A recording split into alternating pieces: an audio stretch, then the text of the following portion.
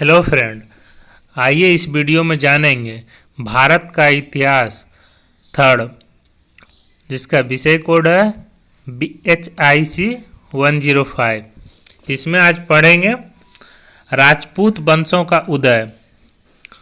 तो 712 से 13 CE में अरबों ने सिंध एवं मुल्तान पर आक्रमण किया। आगामी 25 वर्षों में उन्होंने मारवाड़, मालवा तथा भचौर को रौंद डाला और भारत के अन्य भागों पर भी उनका खतरा मंडराने लगा। उनके इस आक्रमण ने पश्चिमी भारत तथा दक्कन के राजनीतिक नक्शे में होने वाले परिवर्तनों में काफ़ी योगदान दिया।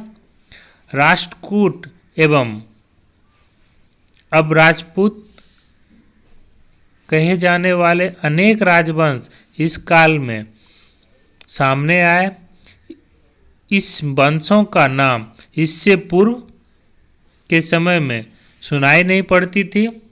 इन वंशों ने इस क्षेत्र की राजनीति में 800 CE में महत्वपूर्ण भूमिका अदा करनी शुरू कर दी थी। परमार्थ एवं चहवान वंश जैसे सामान्य राजवंश बहुत सी कठिनाइयों को पार करने के बाद गुज्जर प्रतिहार एवं राष्ट्रकूट जैसे बड़ी शक्तियों के अंतर्राज्यीय संघर्षों के समय महत्वपूर्ण हो गए। राजपूतों का एक राजनीतिक शक्ति के रूप में उदय एक घटना प्रतीत होती है, लेकिन प्रारंभिक राजनीतिक घटनाक्रम के विश्लेषण से स्पष्ट है कि राजपूतों का एक राजनीतिक शक्ति के रूप में उदय अचानक घटित होने वाली घटना नहीं थी।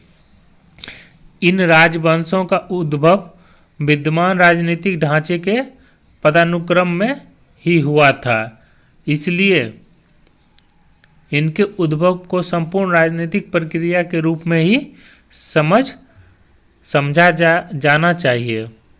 तो पॉइंट नंबर 2.3, उत्पत्ति की कथाएं एवं उनके राजनीतिक परिणाम। तो आज जानेंगे राजपूत वंशों का राजनीतिक परिणाम क्या हुआ।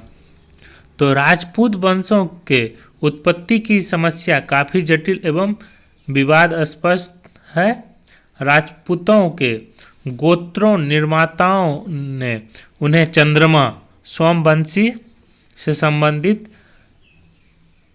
क्षत्रिय बताए, जबकि कुछ ने पुराणों महाकाव्यों के आधार पर उनका संबंध सूर्यवंशियों से जोड़ा।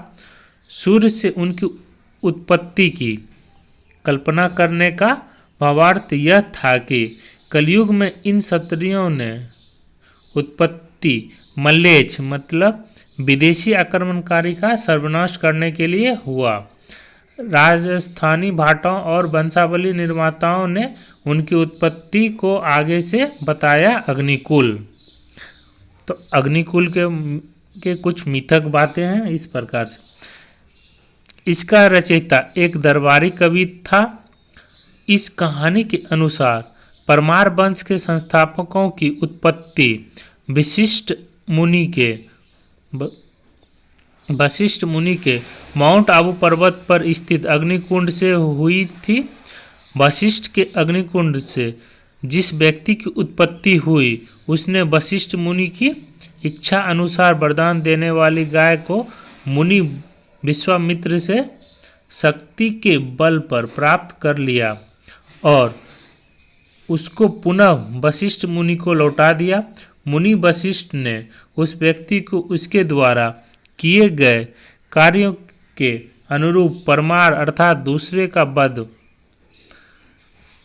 करने वाला नाम प्रदान किया।